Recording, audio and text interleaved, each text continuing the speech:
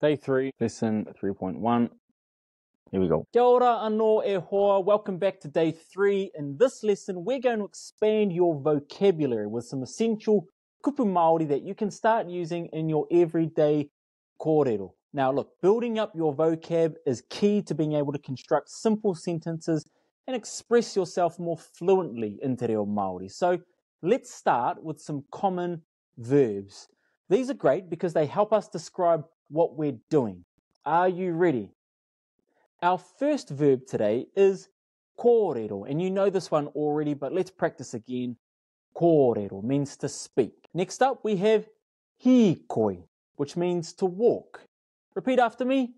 Hikoi. Next up, whakarongo means to listen. Repeat after me. Whakarongo. Next one, moe. Moe means to sleep. Repeat after me. Moe. Oma. Oma means to run. Practice with me.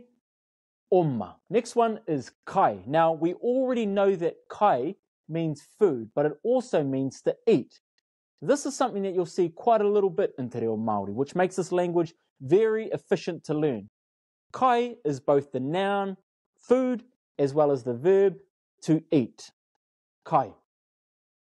Next up, we have noho. Noho means to sit. Say it with me. Noho. And the last verb that we're going to learn today is tu, just like the number 2. Say it with me. Tu means to stand. Now, before we start putting these verbs into sentences, I want to introduce you to 3 more little words that will really help us. These are personal pronouns, and you actually already know 2 of them, but let's revisit these. These 3 words are aho, koe, and ia. Let's practice those together. Aho, koe, ia. Ka pai. Here's what they mean. Aho is our first person singular pronoun. The first person is the person who's speaking. So in this case, it's me. Aho means me or I. Koe is our second person singular pronoun. The second person is the person that we're speaking to. So koe means you.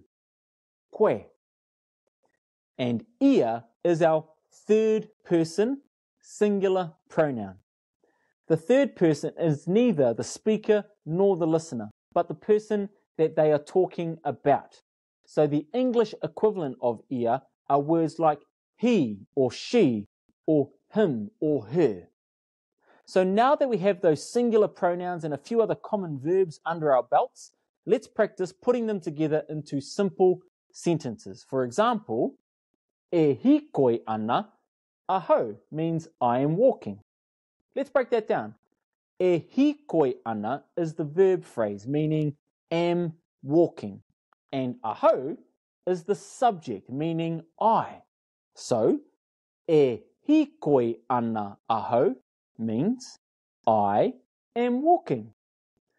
Let's practice with some different verbs. Try saying these after me. E kōrero ana koe. You are speaking. What about this one? E whakarongo ana aho. I am listening. What about this? E oma ana ia. He or she is running. Oma. Nice work. We're starting to construct some really useful sentences in te reo Māori, which is awesome. Here's a list of those kupu that we just learned. I want you to have a go at translating these sentences using e, verb, ana. How would you say, I am sitting? If you said, e noho ana aho, you're bang on. What about this one? You are standing. The answer is, e tū ana koe. What about this one? He or she is sleeping. The answer is, e moe ana ia. What about this one? She is eating. E kai ana ia. Hey, look, if you've managed to wrap your brain around what we've learned today, you are absolutely smashing it. If not, kei te pai, that's okay. Just rewind and rewatch. You will get it. Now, I'm giving you some homework. I want you to jump online and I want you to find the kupu Māori for these verbs. Are you ready? Swim or swimming. Laugh or laughing. Draw or drawing. Now, I want you to translate these sentences from English into Māori. Number 1, I am swimming. Number 2, you are laughing.